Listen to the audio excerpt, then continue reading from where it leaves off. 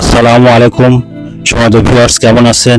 আমি মোহাম্মদ জাকারিয়া, চিকিৎসক, motivation speaker. আপনাদের মাঝে স্বাস্থ্য বিষয়ে আলোচনা নিয়ে আসলাম। বিভিন্ন দিন বিভিন্ন সময় বিভিন্ন ধরনের আলোচনা নিয়ে আসি।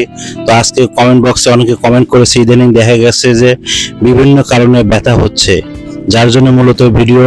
তো বন্ধুরা, প্রথম থেকে শুরু করে শেষ পর্যন্ত না টেনে অবশ্যই মনোযোগ সহকারে শুনবেন।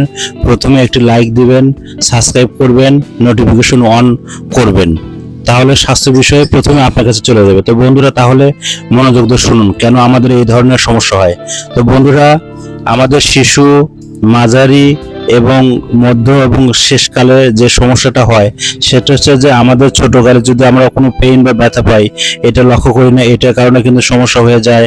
তারপর দেখা গেছে যে আপনার 12 থেকে এদিকে 18 বছর যদি আমাদের ব্রেনে কোনো আঘাত লাগতেছে, যেতে যেতে হয়তো কোনো কিছু ধাক্কা লাগে, বা হয়তো বলের ধাক্কা বা বিভিন্ন ধাক্কা বা ইটের ধাক্কা বা গাছের ধাক্কা, সেই ক্ষেত্রে কিন্তু ব্রেনে এক পর্যায়ে ব্যথা হয়।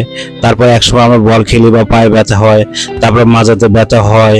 এগুলো বিভিন্ন কারণে বাচ্চা, ছেলে মেয়ে উভয় সমস্ত ব্যথা হয়। অল্প বয়সে বা বাচ্চাদের, ছোট বাচ্চা বা জিরো সাইজ থেকে শুরু করে বিভিন্ন বাচ্চাদের ব্যথা হয়। এগুলো বিভিন্ন কারণে হয়ে থাকে।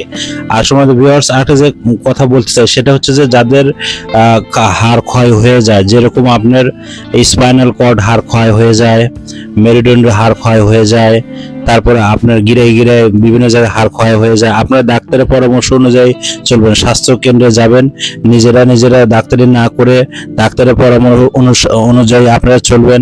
তাহলে আপনার স্বাস্থ্য অনুযায়ী আপনারা ভালোভাবে চলতে পারবেন। আর নিজেকে ভালোবাসুন। স্বাস্থ্য ঠিক রাখার জন্য অন্তত 3 লিটার পানি এবং বেশি বেশি আপনার শাকসবজি খান এবং সয়াবিন পরিহার করুন। সরিষার তেল আপনারা ব্যবহার করবেন এবং সয়াবিনটা হচ্ছে একদম বাদ দিবেন, কারণ সয়াবিন হচ্ছে কেমিক্যাল। সয়াবিন আপনার তেল না, এটা খুব ক্ষতিকর। তো বন্ধুরা, আমার এই 100 বছরের প্রতিষ্ঠান বিরাজ মেডিকেল আপনাদের অক্লান্ত পরিশ্রম করে চেষ্টা করে যাচ্ছে। আপনাদের সহযোগিতা প্রয়োজন। আপনারা চ্যানেলে ঢুকবেন, কি রিলেটেড আপনারা ভিডিও চান, ওই রিলেটিভ বিভিন্ন টাইপের ভিডিও আছে, আপনারা ঢুকবেন, দেখবেন। আপনাদের একটি লাইক, আপনাদের সাবস্ক্রাইব, আপনাদের শেয়ার আমাদের চ্যানেলটা অনেক আগা যাবে। আপনাদের জন্য পরবর্তীতে আপনারা কি রিলেটেড ভিডিও চান আপনারা অবশ্যই সাবস্ক্রাইব করতে ভুলবেন না, লাইক দিতে ভুলবেন না, কমেন্ট করতে ভুলবেন না।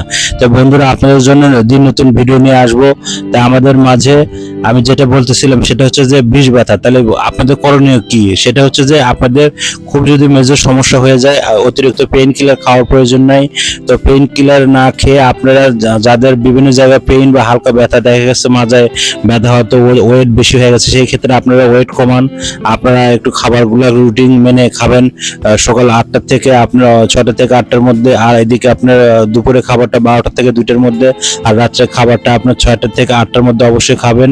আর শাক সবজিটা বেশি রাখবেন। আর আপনার ডিহাইড্রেশন হলেও সেই ক্ষেত্রে আপনার লক্ষ্য রাখতে হবে যে এই ক্ষেত্রেও কিন্তু আপনার অনেক সময় হাড়ের ক্ষয় হয়ে যায়, বিভিন্ন সমস্যা হয়ে যায়, এদিকে লক্ষ্য রাখতে হবে। আর যদি আদৌ আপনার ক্ষয় হয়ে যায়, ওই ক্ষেত্রে ডাক্তার পরামর্শ অনুযায়ী চলবেন। আর কোনোভাবে যদি ভালো না হয়, আমার 100 বছরের বগুড়া শেরপুর বিরাজ মেডিকেল আসবেন। এখানে কুরিয়ার সার্ভিস এবং হোয়াটসঅ্যাপ এবং ইমো কল বিভিন্ন নাম্বার আছে এবং কুরিয়ারের মাধ্যমে এখানে সেবা প্রদান করা হয়।